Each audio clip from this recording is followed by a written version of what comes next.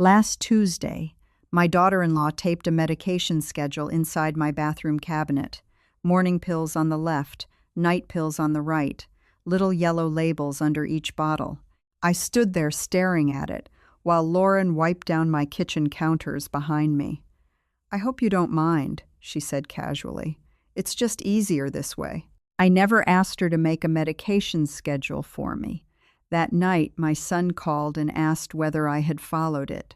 Not whether I had seen it, whether I had followed it. I remember holding the phone away from my ear for a second after he said that, just long enough to feel something shift inside me. Not anger, something colder, something smaller. I am 69 years old. I live alone in the same Ohio house my husband and I bought almost 40 years ago. I still drive myself to the grocery store. I still pay my own bills. I still carry laundry baskets upstairs, even though my knees complain halfway up. Most mornings I wake up thinking my life still belongs to me. Lately, my family has started acting like that may no longer be true. My son Scott lives 20 minutes away with his wife Lauren and my granddaughter Emma. Emma is 8 now, missing her front teeth. Loves horses. Used to call me every Wednesday after school because she liked telling me stories before anyone else heard them. Now she mostly sends voice messages through Lauren's phone. I try not to think too much about when that changed. Scott is a good man. Quiet like his father was, responsible, careful, the kind of son people compliment you for raising. Lauren is organized in a way that makes everyone around her feel slightly messier by comparison. Matching containers in the pantry, color-coded calendars, lists for everything. We were never especially close, but we were fine. At least I thought we were. Then sometime this year, things began changing in ways difficult to explain to other people. Not dramatic things, small things, reasonable things.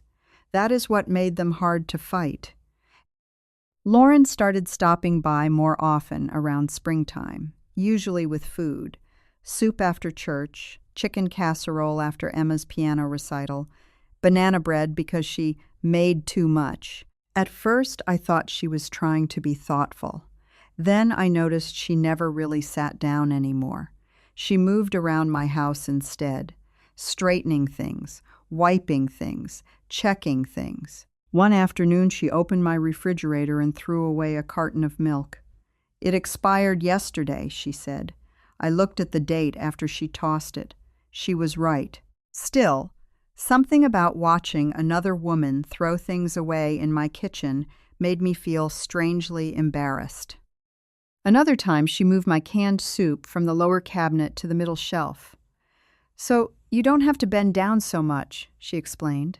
I thanked her. Then spent 20 minutes later that evening putting everything back where I liked it. The next time she came over, she moved it again. I did not move it back after that. A few weeks later, I was making tuna salad when Lauren reached around me and quietly took the knife from my hand. "Let me do that," she said. I laughed because I honestly thought she was joking. Then I saw her face.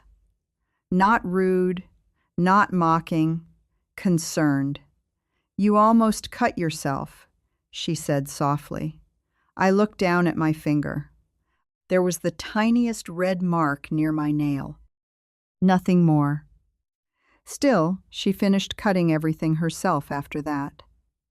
I stood beside my own kitchen counter, feeling suddenly unnecessary. That feeling has started happening more often lately. Small moments where someone gently removes a task from your hands before you even decide whether you needed help.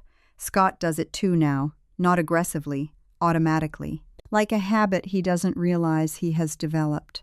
One afternoon, we stopped at a pharmacy after lunch. The pharmacist asked whether I had any questions about my blood pressure medication. Before I answered, Scott stepped forward. "She gets confused about the dosage sometimes," he said. I stared at him. The pharmacist immediately turned toward him instead of me. I opened my mouth to correct it, then stopped.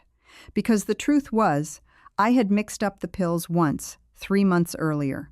One time, I remembered standing in my kitchen afterwards, staring at the bottle for almost a full minute because I genuinely could not remember whether I had taken it already. That frightened me then. It frightened me even more hearing my son say it out loud to someone else. On the drive home, I said quietly, "I'm not confused." Scott kept his eyes on the road. "I know." "Then why did you say that?" "You've just had a couple forgetful moments lately." "A couple." I stared out the passenger window after that. I suddenly found myself trying to count every small mistake I had made in the past year. The milk, the grocery bags left in the trunk overnight, missing one dentist appointment in March, forgetting Emma's dance recital until Lauren reminded me twice. Normal things, weren't they? I honestly could not tell anymore. That uncertainty started becoming its own kind of exhaustion. Around that same time, Scott began handling little things without asking me first. My smoke detector batteries got replaced while I was at the grocery store. My pharmacy account suddenly had Scott listed as an emergency contact. One afternoon, I discovered my online banking password had been written down inside a folder labeled Important Information. Lauren had organized it. "It's safer if someone can help in an emergency," she explained. Again, completely reasonable. That word started following me everywhere. Safe, easier, helpful. Every conversation sounded warm. Every conversation also left me feeling slightly smaller afterward. Sunday dinners changed too. For 30 years, holidays happened at my house. Christmas Eve, Easter, birthdays. Emma's first Thanksgiving in a high chair beside my dining table. I cooked everything myself. Then gradually dinners started moving to Scott and Lauren's house instead. At first because Emma needed an earlier bedtime. Then because their kitchen had more space. Then because Lauren liked hosting. Nobody officially decided anything. It just happened. The strangest part was how naturally everyone adjusted. One Sunday, I brought my lemon pie to dinner, like always. Lauren looked surprised when she saw it. "Oh," she said carefully, "I already made dessert." Emma ran into the kitchen behind me. "Mom makes brownies now," she announced proudly. Lauren laughed softly. She requested them. Nobody was cruel about it. That almost made it worse. Scott kissed my cheek. Lauren took my pie dish politely. Emma ran back toward the living room. Dinner continued normally. But for the first time in my life, I realized family traditions can disappear without anyone officially ending them. People just slowly stop expecting you to bring them. Later that evening, I stood up automatically to clear plates. Lauren touched my arm gently. "No, Diane," she said. "You sit. We've got it." "We've got it." I sat back down while Lauren and Emma loaded the dishwasher together. Scott wrapped leftovers. The kitchen moved around me smoothly, like everyone already knew their roles. I suddenly wasn't sure what mine was anymore. A week later, Scott came over while I was sorting mail at the kitchen table. Electric bill, water bill, insurance statement, normal afternoon. He picked up one envelope and frowned. "You still mail checks?" "Yes." "You should really automate this stuff." "I like doing it myself." "It's a lot to keep track of." I laughed lightly. "Scott, I'm 69, not 95. He smiled, but only briefly. Then he opened his laptop anyway. "It'll just make things easier later." Later. That word bothered me immediately. Later for what? He set up automatic payments before leaving. I let him do it because arguing felt strangely exhausting. That scared me afterward more than anything else had. Not because he helped. because part of me had felt relieved when he took over. Sometimes surrender arrives disguised as convenience. A few days later, Emma came over after school, while Lauren had a dentist appointment. We sat at the kitchen table coloring horses together like we used to. At one point, I reached for the cookie jar. Emma looked up immediately. "Mom says you shouldn't eat too much sugar with your medication." I froze with my hand still on the lid. Emma went back to coloring without noticing my face. Children repeat things casually. That is what makes them dangerous. I took one cookie anyway.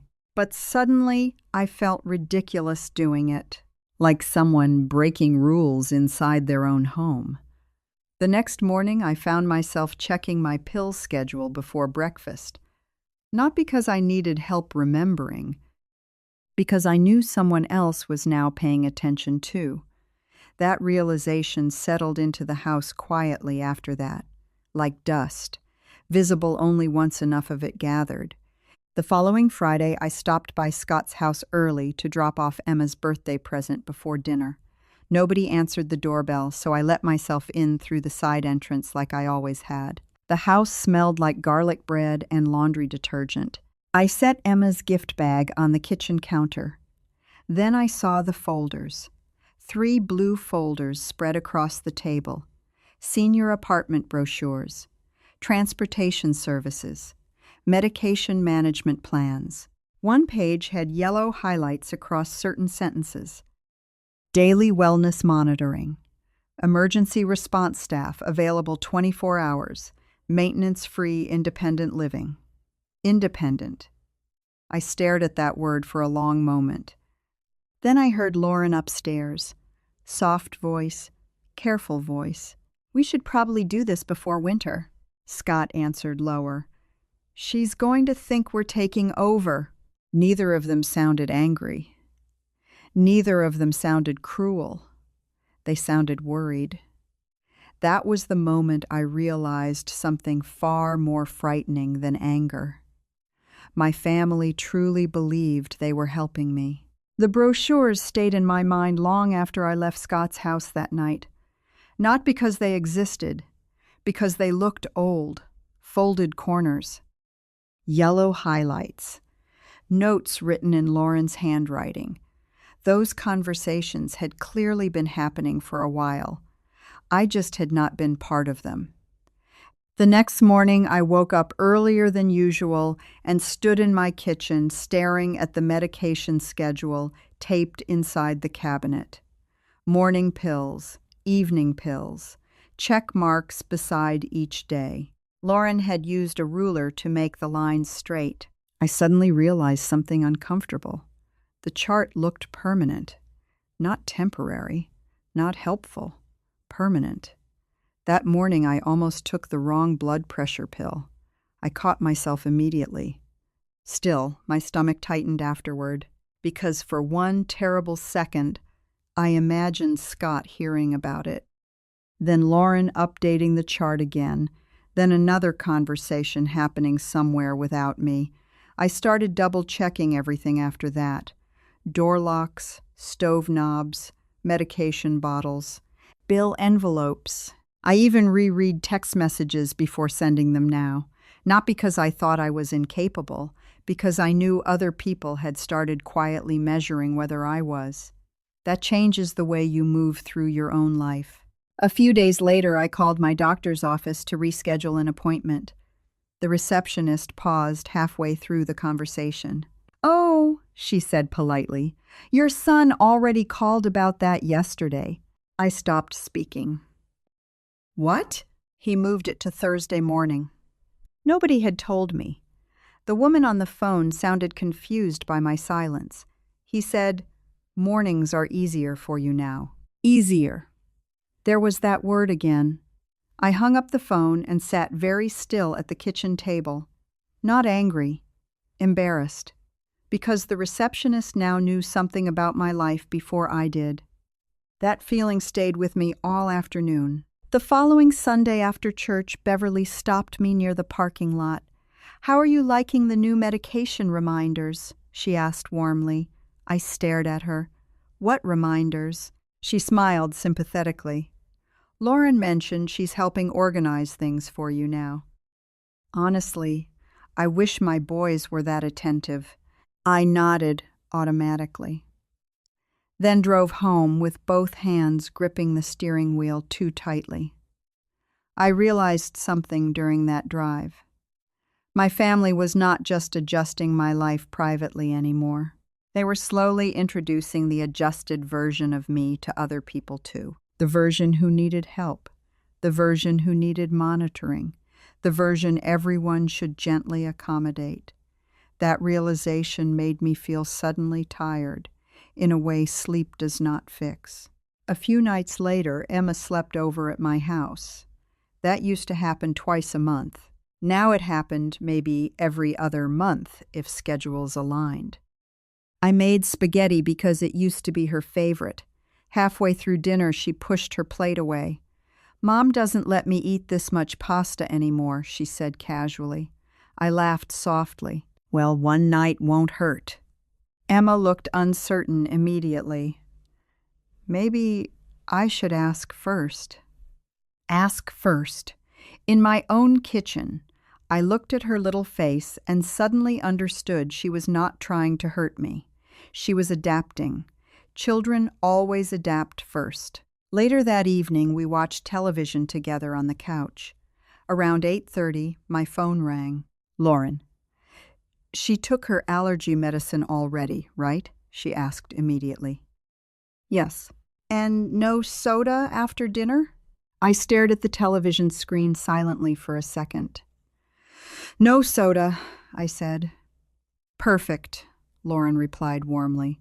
"Thank you again for helping tonight." Helping, not babysitting, not spending time together. Helping.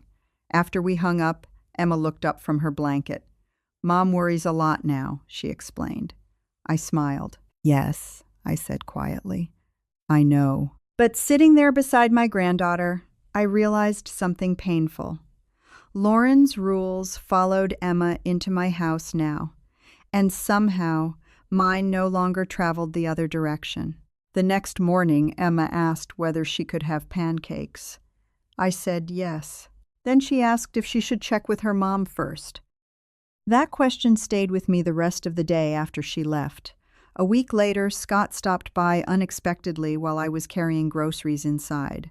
Before I could reach for the second bag, he took it from my hand. "You shouldn't lift this much yourself." "It's groceries, Scott." He carried everything inside anyway. Halfway through unpacking, he opened my refrigerator and frowned. "You need to throw these leftovers away. They're from yesterday. They don't look fresh." Without waiting for an answer, he tossed them into the trash. I stood beside him, watching food disappear from my own refrigerator while he talked casually about football scores. The conversation never paused. That almost made it worse. Later, he noticed my car keys near the fruit bowl. "You're still driving to Columbus alone next month?" "Yes. That's a long drive now. It's 2 hours. Scott leaned against the counter carefully. "Lauren and I talked about maybe taking you instead." There it was again. Decisions already discussed before reaching me. I looked down at my keys, such a small object. Still, I suddenly felt protective of them. That frightened me more than anything else lately. Because I had started seeing ordinary things as symbols, keys, medication, passwords, appointments, tiny pieces of authority, tiny proofs that my life still belonged to me. The following Thursday, I arrived early for my cardiology appointment. The receptionist smiled warmly when I approached the desk. "Your son called this morning," she said immediately. "He said traffic might make you late." I stared at her. I drove myself. Her smile flickered slightly. Oh, that tiny moment humiliated me more than it should have, because for 1 second, she had already imagined me as someone being coordinated by another adult, someone supervised. The nurse called me back a few minutes later. Halfway through checking my medications, She glanced at the computer screen. Your daughter-in-law updated your emergency pharmacy information, too. That's wonderful. Wonderful. Everyone said these things like, I should feel grateful. And part of me did. That was the confusing part. Nothing happening around me looked cruel from the outside. If anything, it looked loving, organized, responsible. That made resisting it feel selfish somehow. After the appointment, I sat in my car for almost 15 minutes before turning the ignition. I watched younger people crossing the parking lot, carrying coffees and phones and children, moving quickly, deciding things without anyone checking behind them. I suddenly missed being unquestioned. I had never appreciated how peaceful that felt before. That weekend, Lauren hosted Emma's birthday dinner. For years, I made the birthday cakes in our family, every single one. Princess cakes, horse cakes, cartoon cakes. One year, I stayed up until 2 a.m, making a castle out of frosting and graham crackers. This year, Lauren ordered a cake from a bakery. Beautiful cake. Perfect handwriting. Everyone complimented it all evening. At one point, Emma opened my gift and hugged me tightly. For a few seconds, I felt normal again. Then Lauren smiled toward the guests and said, We're trying to simplify things these days.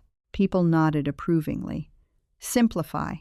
Another word that sounds harmless until you realize it includes you. Later that night, I walked into the kitchen carrying empty paper plates. Lauren immediately took them from my hands. No, Diane, she said softly. You relax. Scott overheard and added gently, You've done enough. Done enough. I heard that phrase constantly lately. Like my life had quietly shifted from participation into observation. I sat at the table while everyone cleaned around me. Emma helping Lauren. Scott wrapping leftovers. Guests talking in the living room. Nobody excluding me intentionally. Nobody hurting me intentionally. The evening simply no longer required me in the way it once had. And for the first time, I realized something I had been avoiding for months. My family did not see themselves as taking control of my life. They saw themselves as slowly preparing to carry it for me. That realization followed me home and stayed with me all night. A few mornings later, I opened my mailbox and found a folded paper sticking out between advertisements. A printout from Scott. Large font. Emergency numbers. Medication list. Doctor names. All organized neatly beneath the words. For Mom, just in case.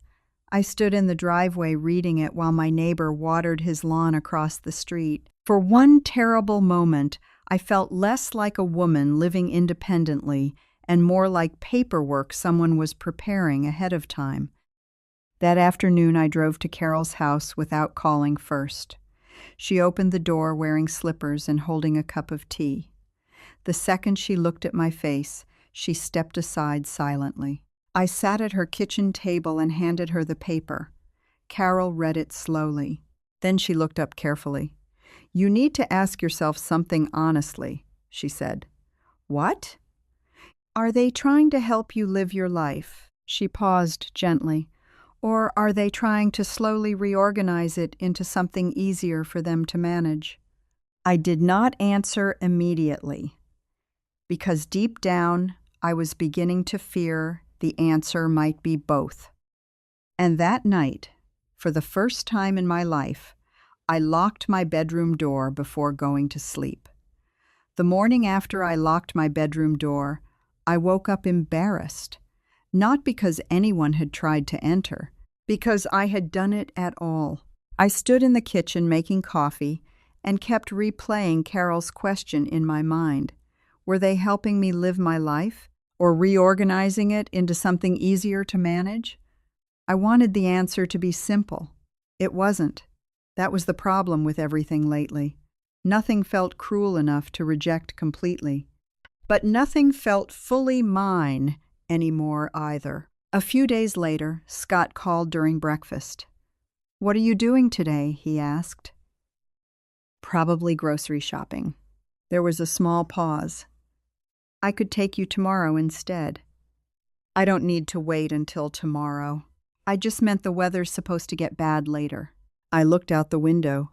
Blue sky, sunlight across the driveway, no clouds anywhere. "I'll be fine," I said. Another pause. Then, "Okay, just text me when you get home." I almost laughed. Not because it was funny, because I suddenly realized my adult son now expected updates proving I had safely completed ordinary errands. I still went shopping alone that morning, but halfway through the store, I found myself hurrying. I moved more carefully, too, holding railings, checking my purse twice. Avoiding heavy items. For the first time in my life, I was shopping the way people shop when someone else is waiting to hear whether they managed successfully. That realization exhausted me. When I got home, I stared at the grocery bags in my trunk for almost 30 seconds before lifting them, just to make sure I could. That frightened me more than forgetting the milk months earlier, because now I was performing competence, not living naturally. Performing it. The next Sunday, Scott and Lauren invited me to brunch. Lauren had already set a place for me near the end of the table, not my usual chair. Emma sat beside her mother, helping pour orange juice. At one point, I reached for the coffee pot. Lauren immediately stood. "I've got it." 3 words. Soft voice. Warm smile. Still, my hand slowly lowered back into my lap before I even thought about it. That scared me too, how quickly I had started surrendering ordinary things. Later during brunch, Emma asked whether she could sleep at my house during Christmas break. Before I answered, Lauren smiled gently. "We'll see how Grandma's feeling by then." Grandma's feeling. Like I was weather now, something conditions depended on. Emma accepted the answer immediately and went back to eating pancakes. Children adapt quickly when adults establish new rules. I looked around the table afterward and realized something painful. Nobody had interrupted Lauren because nobody considered the answer mine anymore. A week later, I went to the bank to replace a debit card. The young man behind the counter typed for a few seconds, then frowned slightly. "It says your son has secondary account access now," he said. I stared at him. "My what?" He turned the screen toward himself again. "Joint emergency authorization." Emergency. Another word, quietly attaching itself to my life lately. I remembered signing paperwork months earlier, after Scott said it would help if something ever happened. I had not realized what kind of access that actually meant. Driving home afterward, I kept thinking about how many decisions I had agreed to lately without fully understanding the emotional cost attached to them. Every change arrived looking temporary, helpful, responsible. Then suddenly it became permanent. That was how the shrinking happened, not all at once, one practical adjustment at a time. December arrived earlier than expected that year. Cold mornings, Christmas decorations appearing along porches, the grocery store playing the same 5 songs repeatedly. For most of my adult life, Christmas belonged to me. I hosted Christmas Eve dinner every single year since Scott was 5 years old. Same dishes, same silverware. Same red candles beside the dining room window. This year, nobody asked what the plan was. Around mid-December, Lauren texted a group message. "We'll host Christmas Eve this year. Easier for everyone. Easier. Again." Nobody disagreed. Not even me. I stared at the message for several minutes before pressing the little thumbs-up reaction. That tiny digital symbol bothered me afterward, because it looked too much like permission. A few days before Christmas, I drove to Scott's house to drop off presents. Lauren opened the door carrying wrapping paper and tape. "Oh, good," she said brightly. "Perfect timing." Inside the living room, furniture had already been rearranged for Christmas dinner. Extra chairs, folding tables, serving trays, everything organized carefully, efficiently, like a system already functioning smoothly. Lauren handed me a box of napkins. "Could you fold these?" she asked. I sat quietly folding napkins at the dining room table while everyone else moved around preparing dinner plans. At one point, Scott walked through carrying decorations. "Mom, we decided not to do the glass candle holders this year." I looked up. "What?" "They're just easy to knock over." He kept walking while saying it.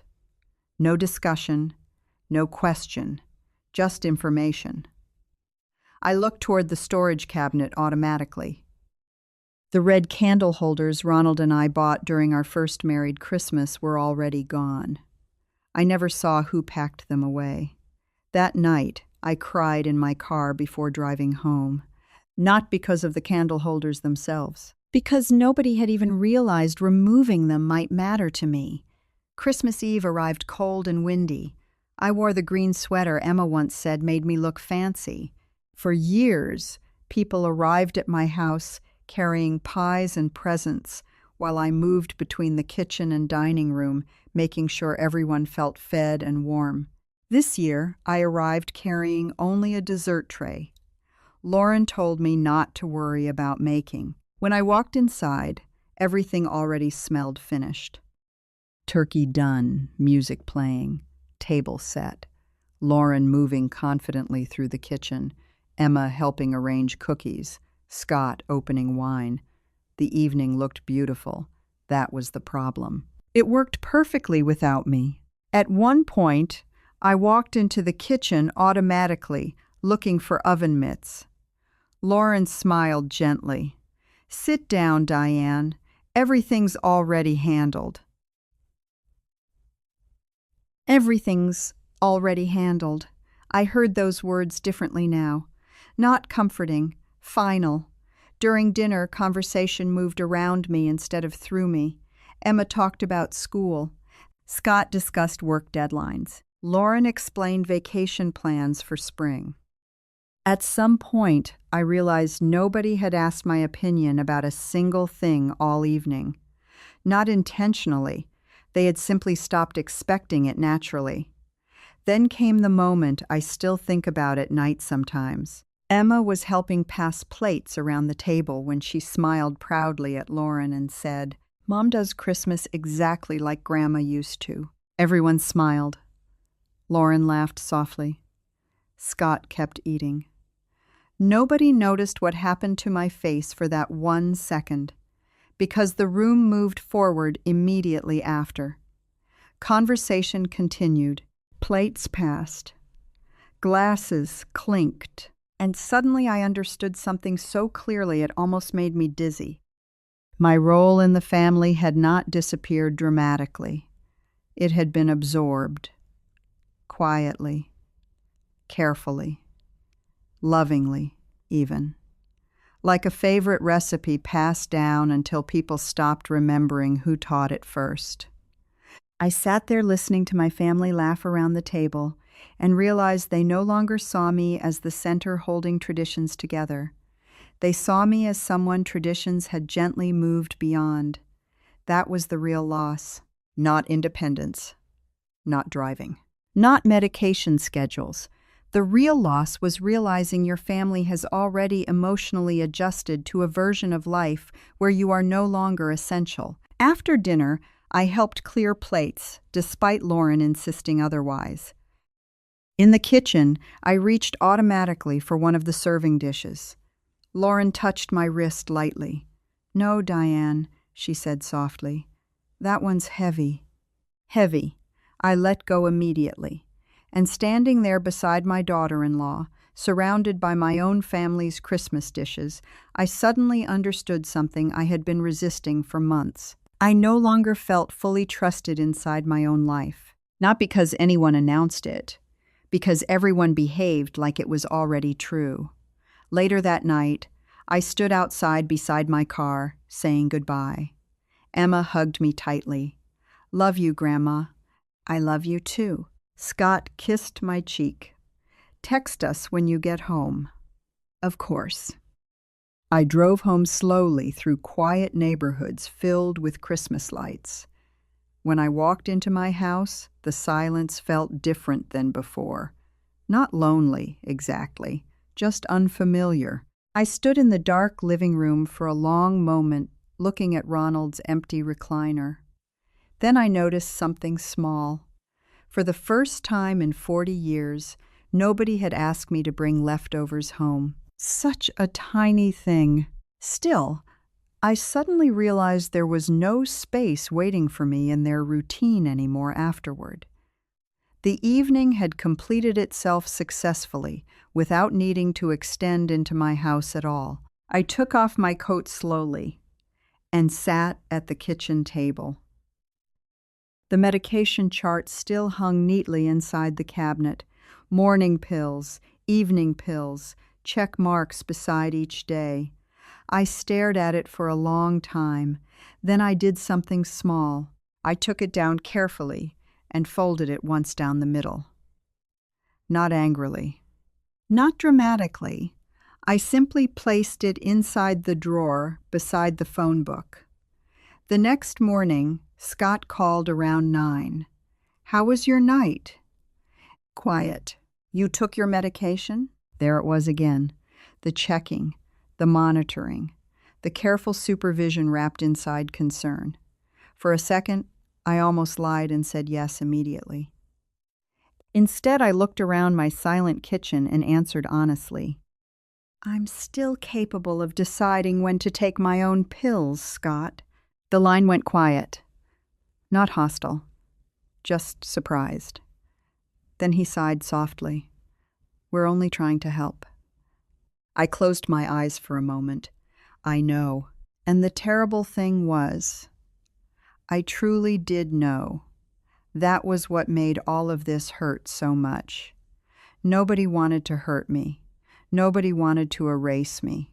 My family simply kept making small, practical adjustments until one day I realized my own life no longer felt entirely like mine. I think that is how it happens for many people my age. Not through cruelty, through gradual replacement, through concern, through efficiency, through people loving you carefully enough that they slowly stop seeing you as someone who should carry the full weight of your own life anymore. Sometimes losing your place in a family does not sound like rejection. Sometimes it sounds like, "We already handled it." If this story touched something inside you, like and subscribe. You are not the only person who has ever felt this shift happening quietly around them.